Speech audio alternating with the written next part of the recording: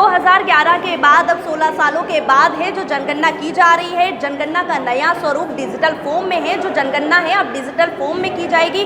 किस तरीके से ट्रेनिंग दी जा रही है, कितने विभाग के लोग यहाँ पर आए हैं, शिक्षकों को ज़्यादातर ट्रेनिंग दी जा रही है, कैसे ट्रेनिंग दी जा रही है, हम सीधे हमारे साथ सर मौजूद हैं जो ट्रेनिंग दे रहे हैं। हम उनसे सीधे जानेंगे कि सर किन विभागों के जो है सरकारी विभाग के टीचर आए, कौन कौन से विभाग के जो है टीचर आए हुए हैं, किस तरीके से आप ट्रेनिंग दे रहे हैं, क्या डिजिटल फॉर्म में वो कन्वर्ट हो पा रहे हैं, क्योंकि पुराने टाइम के लोग हैं तो क्या कर पा रहे हैं काम। जी, मेरा नाम डॉक्टर निर्मल चक्रधर है जी। मैं असिस्टेंट प्रोफेसर हूँ और मुझे फील्ड ट्रेनर का दायित्व यहाँ मिला हुआ है जी। और मैं विगत 7 दिन से ट्रेनिंग दे रहा हूँ और बहुत ही उत्साहपूर्ण माहौल में ये ट्रेनिंग चल रहा है और पूरी तरह डिजिटल है।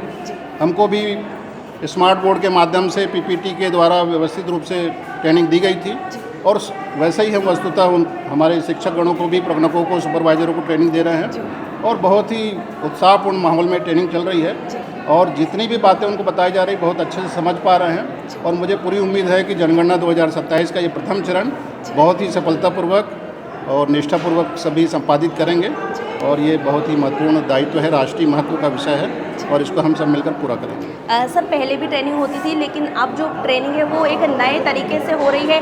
क्या नया रूप आप देख रहे हैं ट्रेनिंग का, क्योंकि पहले भी आप कर चुके हैं, अब भी आप कर रहे हैं।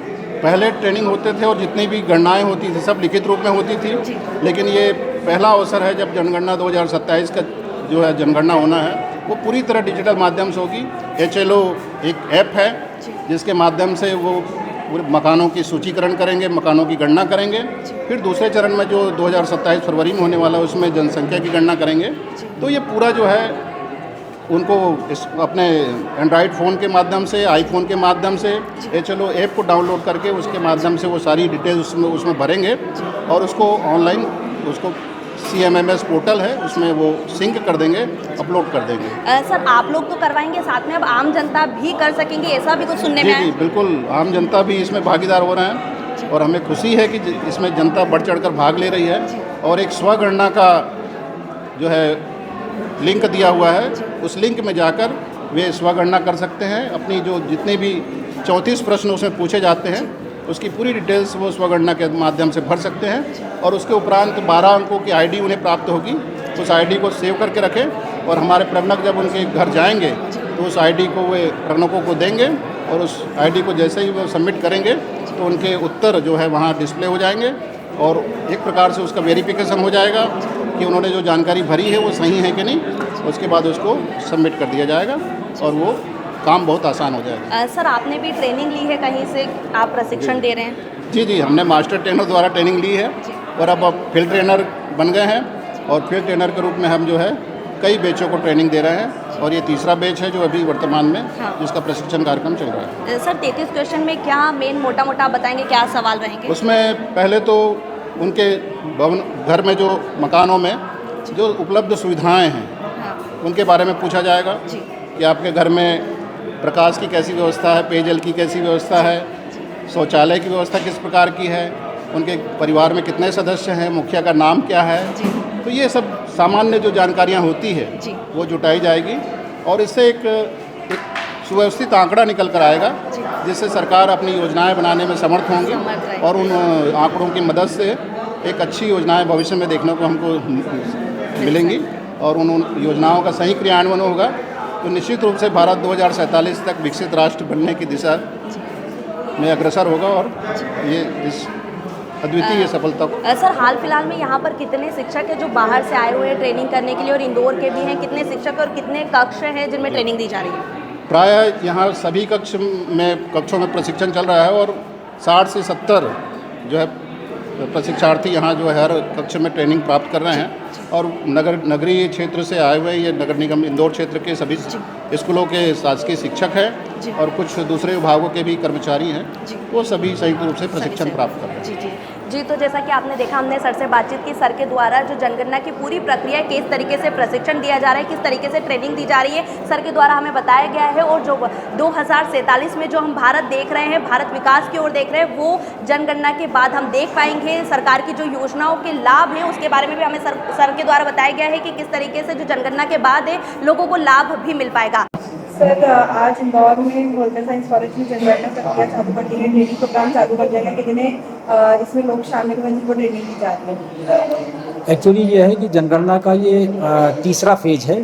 दो चरण की ट्रेनिंग हो चुकी है और आज तीसरे फेज में कुल जो है 1755 लोगों को बुलाया गया है, जिनकी कि इस बिल्डिंग में जहाँ हम हैं यहाँ पर 18 कमरे यहाँ पर हैं और 10 कमरे सामने हैं, एकेडमिक ब्लॉक में हैं। तो कुल जो है इस तरीके से 1755 लोगों को ट्रेनिंग दे रहे हैं। सर इस बार डिजिटल डेटा पर भी सबसे ज़्यादा फोकस किया जा रहा है, क्या क्या डिजिटली इनको तैयार किया जा रहा है और उसके लिए क्या आपने स्पेशली लोगों को बाहर से बुलाया ट्रेनिंग देने के लिए? इसमें एक्चुअली क्या है कि पहले भी जो जनगणना होती थी उसमें मैनुअल होता था, लेकिन इस बार ये है कि सभी डिजिटल मोड में होगा, यानी मोबाइल ऐप के माध्यम से जो प्रगणक जाएंगे वो 34 सवाल हर परिवार में जाकर के पूछेंगे और उन सवालों का आंसर जो मिलेगा उसको ऑनलाइन वो वहाँ पर एंट्री करेंगे। तो इसके लिए भोपाल में ट्रेनिंग हुई थी, तो यहाँ से 5 लोग गए थे भोपाल में ट्रेनिंग लेके आए। फिर उसके बाद 129 फील्ड ट्रेनर यहाँ तैयार किए गए और इन्हीं 129 फील्ड ट्रेनर के द्वारा ये प्रगणक और सुपरवाइजर को ट्रेनिंग दी जा रही है। सर इसको 2 चरणों में किया जाएगा और इस बार पहली बार जातिगत जनगणना के आधार पर भी किया जाएगा। इसमें एक्चुअली क्या है कि जो पहले जैसे होता था वैसे के वैसे ही है, इसमें कहीं कोई चेंज नहीं हुआ है। और 2 चरण में इसलिए कि 2 चरण में हमेशा होता रहा है। प्रथम चरण में क्या होता है कि मकान सूचीकरण होता है और मकान सूचीकरण में ये होता है कि कुल कितने लोग हैं जो मकानों में रहते हैं, उनकी हम एक खाका तैयार करते हैं।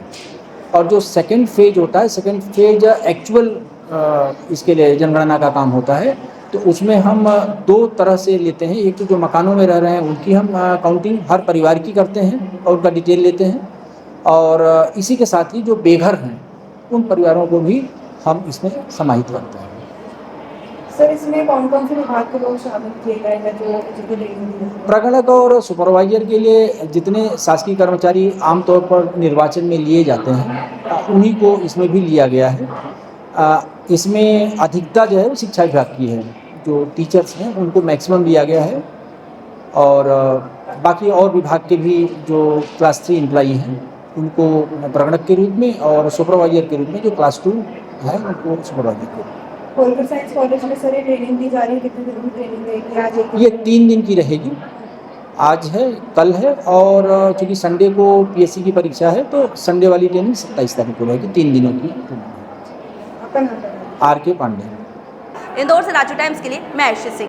जब मुद्दे बढ़ते हैं और सुनवाई कम हो जाती है, जरूरत होती है एक ऐसी आवाज की जो सीधे जनता से जुड़े। अब हर गली हर मोहल्ला बनेगा खबर का हिस्सा, जहां उठेगा हर सवाल जनहित के मुद्दों, बेबाक अंदाज बिना किसी दबाव के, सिर्फ सच और जनता की आवाज। राजीव टाइम्स लेकर आ रहा है एक खास कार्यक्रम, जनता के बीच जनता की बात। हम आ रहे हैं आपके बीच, आपकी आवाज को बुलंद करने। देखना ना भूलें राजीव टाइम्स पर, क्योंकि अब बात होगी जनता के